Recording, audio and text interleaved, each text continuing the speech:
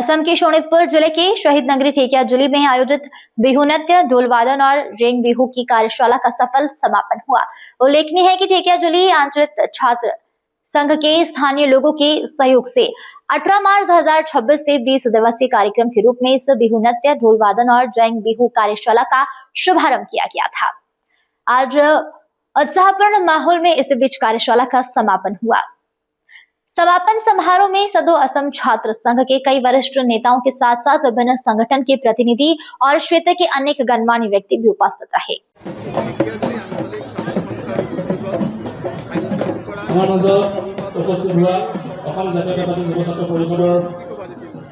आसलते आमी अतिके आनंदित होइछु।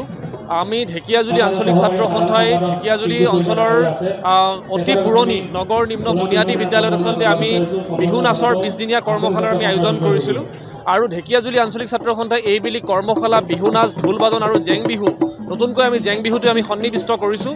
আচলতে নতুন প্ৰজন্মৰ শিকাৰুসকলক আমাৰ স্বাভিমানী যি চহকী সংস্কৃতি, এই চহকী সংস্কৃতিৰ লগত মুখামুখি কৰি আমাৰ বিহুটিক বিশ্ব দৰবাৰত আমি কি ধৰণে প্ৰতিষ্ঠা কৰিব পাৰোঁ তাৰ কাৰণে আমি পদক্ষেপ লৈছিলোঁ আৰু এই পদক্ষেপ প্ৰায় 3 শতাধিক ছাত্ৰ ছাত্ৰীয়ে এই আমাৰ বিহুৰ কৰ্মশালাত অংশগ্ৰহণ কৰিছে আৰু সফল ৰূপ দিবলৈ চেষ্টা কৰিছে।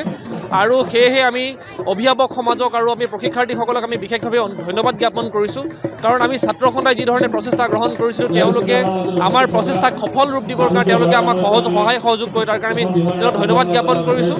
আহি থকা দিনসমূহত আমাৰ যি জাতীয় সভ্যতা, কৃষ্টি সংস্কৃতিলৈ যিসমূহ বিপদ আহিব পাৰে, যিসমূহ প্ৰত্যাহ্বান আহিব পাৰে, সেই প্ৰত্যাহ্বান যে আমাৰ নতুন প্ৰজন্মৰ প্ৰতিনিধিসকলে সেই প্ৰত্যাহ্বান উফৰাই দিবৰ কাৰণে তেওঁলোকে যে প্ৰত্যাহ্বান যে উফৰাই দিব, আমাৰ শিকাৰুসকলে সেই এটা ধাৰাৰ সৃষ্টি কৰিছে, এটা গতি দিছে, আমাক আশা দিছে।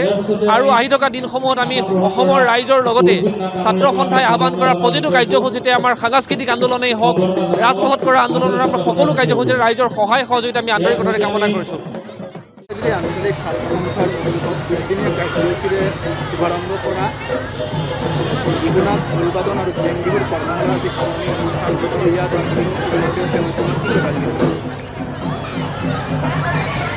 সদৌ অসম ছাত্ৰ সন্থাৰ অন্তৰ্গত শোণিতপুৰ জিলা ছাত্ৰ সন্থাৰ এই ঢেকিয়াজুলি আঞ্চলিক ছাত্ৰ সন্থাৰ উদ্যোগত আয়োজিত কৰা এই 20 দিনীয়া বিহু অখৰাৰ আজি সামৰণি অনুষ্ঠান আৰু আজি আমি সামৰণি অনুষ্ঠানত উপস্থিত আছোঁ। মই প্ৰথমতেই সদৌ অসম ছাত্ৰ সন্থাৰ সন্মানীয় কৰ্মকৰ্তাসকললৈ আমাৰ সংগ্ৰামী অভিনন্দন জনাইছোঁ।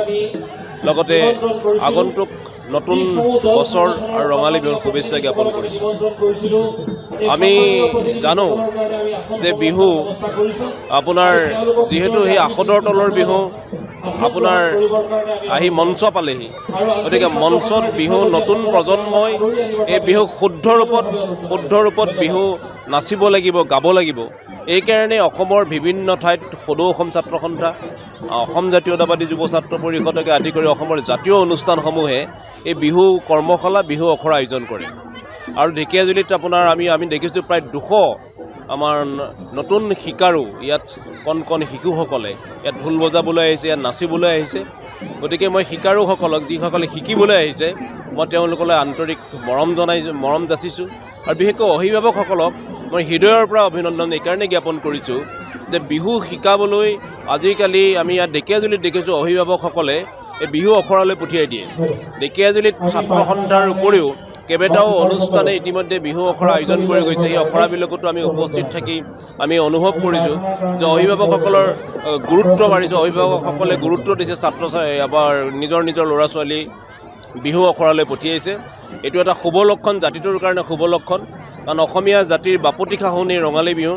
গতিকে ৰঙালী বিহু বুলি কৈ দিয়াৰ লগে লগে ঢোল পেঁপা গগনাৰ মাত লাগিবই। গতিকে ঢোল পেঁপা গগনাৰ এই গোটেই কথা বতৰাবিলাক আজি নতুন প্ৰজন্মই বিহু শিকে, শুদ্ধ ৰূপত বিহু নাচিবৰ কাৰণে এই অখৰাৰ প্ৰয়োজন আছে। এই অখৰাই নতুন প্ৰজন্মক আহি থকা দিনত বিহু নাচিবলৈ, বিহু গাবলৈ, ঢোল বজাবলৈ, বিভিন্ন বিহুৰ লগত জড়িত বাদ্যযন্ত্ৰ বজাবলৈ তেওঁলোকক উদগনি যোগাব। আৰু এই প্ৰচেষ্টা অটল থাকক সদৌ অসম ছাত্ৰ সন্থাৰ। আৰু আমি জাতীয়তাবাদী যুৱ ছাত্ৰ পৰিষদৰ এগৰাকী কৰ্মী হিচাপে ছাত্ৰ সন্থাক পুনৰবাৰ সংগ্ৰামী অভিনন্দন জনাইছোঁ। আৰু ইয়াত উপস্থিত থকা সমূহ ৰাইজলৈ ৰঙালী বিহুৰ শুভেচ্ছা আৰু অসমীয়া নতুন বছৰৰ শুভেচ্ছা জ্ঞাপন কৰিছোঁ।